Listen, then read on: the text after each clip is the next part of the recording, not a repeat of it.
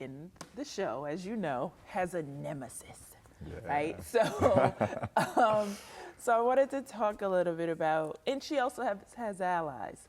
So I wanted to talk a little bit about, some in your experience in teaching, whether you've had those people who kind of maybe felt like they were out to get you, and compare that to knowing when people are genuine allies, on campus. Yeah, that's a great question. I felt that my ability to discern that had to be developed because there are so many people who present right away as your ally. They tell you, I'm going to be your ally, right? And they say they're going to fight the good fight for you and they're going to protect you or they're going to look out for you and advise you, mentor you, right? And then over time you discover that it's very performative. Right. It's performative allyship. Yeah. Because oh God, I can't remember who said this, but and maybe it was Malcolm X who said, I can't hear what you say because I see what you do. Mm-hmm. And it's like they're constantly shouting to the world, hey, look, I'm this person's ally, mm-hmm. right? So it's not just performative for you, but it's for other people to see how good of a person they are by paying lip service to being your ally versus the people who are genuinely there to do good by you. They want to help because maybe someone helped them when they were a junior faculty member, or because they just have that genuine interest because they're able to give, right?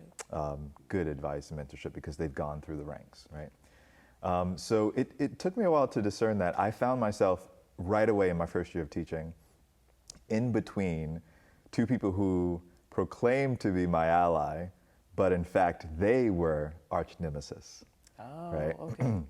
And so I found myself caught in between in the middle, an ally and a nemesis, in between these two worlds. And there was a tug of war because, because they were so combative, each was vying for my attention and praise, and they wanted me to pledge fealty to them, Mm-hmm. So that was challenging. And ultimately I discovered that maybe neither was really my ally, mm-hmm. Yeah. And that I needed to find mentorship. It was just about the optics of... It was the optics, absolutely. Yeah. Because I helped this guy, kind of thing. Right. Because they want to be able to write it on the piece of paper, I mentored this person. Exactly. Yeah. Exactly. Yeah. You're right, though. It does, it's almost like a game, and you have to figure out who the players are and what their roles are and all of that. I do have to say, though, in my current university, I was pretty lucky when I arrived in that I had more genuine allies than not. So there were, for one, there was a kind of a handful of black faculty who had been here for a very long time, most over 20 years by the time I got here, who immediately embraced me. So it was kind of like, we got your back.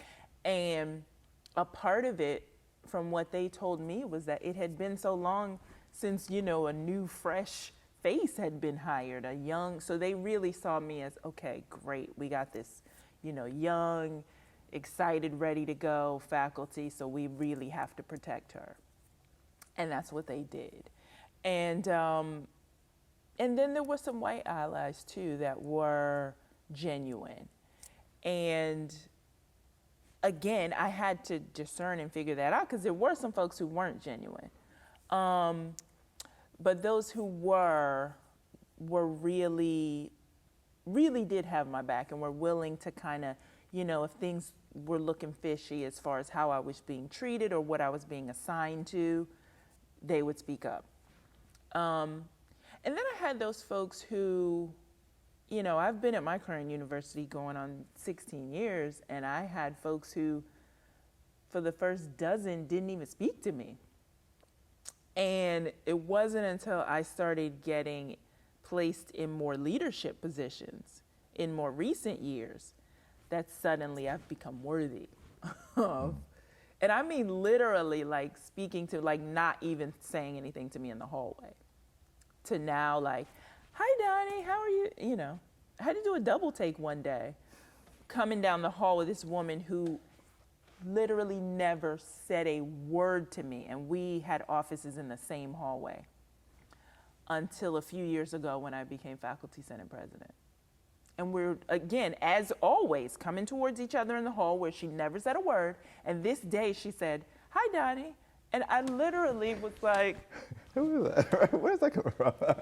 did she just utter a word to me? It was crazy. It was crazy.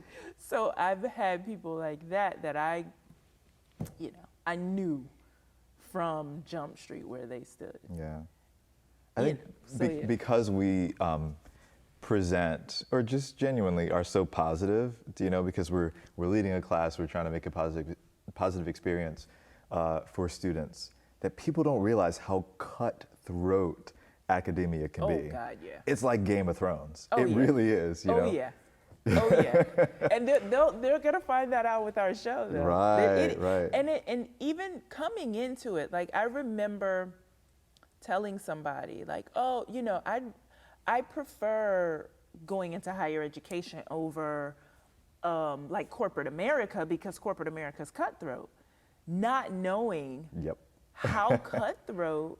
Yeah. And the thing that, what I've come to understand is that, and just in comparing, you know, higher ed versus private sector, or, you know, corporate world or whatever, that on the one hand with those, it tends to be more clear that this is, you know, this is a business decision.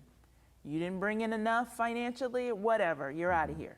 But what I found with higher education, from sitting on the committees that review people for tenure, is that when it comes to tenure, a lot of it is subjective. And a lot of it comes down to the question of whether or not people like you. Yep. Yeah. And that's just what not it's your about. scholarship, not your research, not your teaching, but whether I want to sit in a room with you or even see you on campus for the rest of my career. Exactly. Whether I like you or whether you fit in our department. Yeah. There's always that word thrown around of fit. They use that word when I've been on plenty of hiring committees, all of that. You know, there's a national conversation about, you know, oh, there should be more diverse hiring at universities, there should be more Black faculty. I've been in those rooms with people saying, yeah, but I don't know if they're a good fit for our department. Code words. Yeah, coded language. Coded. Yeah. And Absolutely. so that question of whether or not somebody should be tenured, those same kind of things come up. That, you know, they haven't really socialized a whole lot with us. That always kills me, because, and I've done it. I've gone to so many of these social functions as the only Black faculty in a department, and I'm the only Black faculty at the social function. And it can be, sometimes it can be funny, but it can also be exhausting, because you're on the whole night, you have to be on it. You can't necessarily just be comfortable and just be yourself. You're on. It's almost like you're on display even. I've had people, you know, they come and like just ask you dumb questions. Let me ask something Black to this person. Oh, do you watch The Cosby Show? Like, it's just dumb stuff. Yeah. You know, because since you're the only one there, they're figuring out a way to relate to you. And some might argue, well, they're just trying to relate. They're trying to be nice. But it's exhausting, because that whole night you've got to just be like, you know, you can't just relax. You can't just be who you are the way you can when you're with, you know, your own cultural group, where you just be like, chill, say whatever you want, you know. Yeah. So it's different. But if you don't socialize enough when it comes to, you know, higher education, oh, well, you know, they never come not to. A good fit. Exactly. We have a potluck once a month, and she never comes. And it's like, maybe I just don't feel like, you know. being on all night long. Right. You know? Yeah. And I'm lucky now. I've gotten to the stage now, and I'm married, and my husband is a very gregarious social person. So there were times where it's like, okay, babe, we got to go to this social, and I'm really not feeling like being on tonight, so I'm going to need you to be on, and he's great with that. He'll go in, exactly, and he can work the room and play the game and laugh at all the jokes, and, he can do that, so. Yeah. But it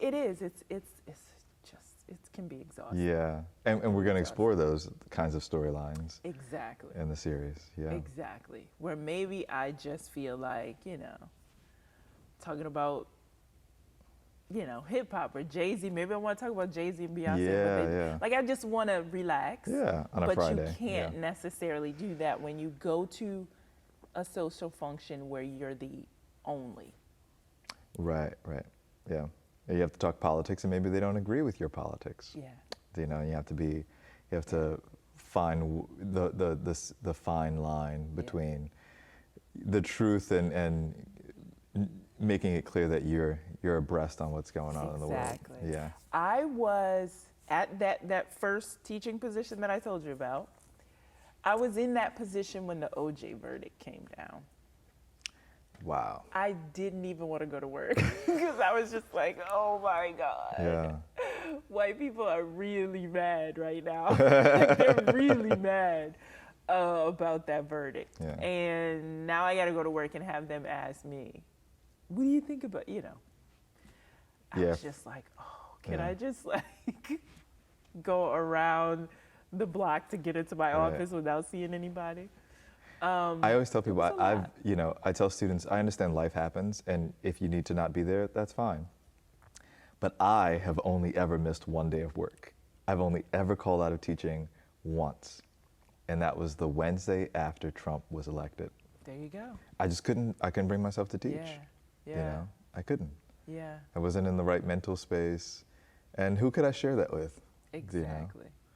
Luckily, I wasn't teaching that Wednesday, but that Thursday, I was just, I just wore all black. That's all. I was just like, I'll just do that. It's a somber day. But and you do. Those kinds of things that are going on in our society it's a lot. Mm-hmm. Racial unrest and all that. And then you have to go to work and be the only one in certain settings. Mm-hmm. And also create a space for students to articulate and express and process what they think about it and feel about it. This is a show you'd want to see. Support us by following, liking, and subscribing to Teaching While Black TV. Because Black content matters.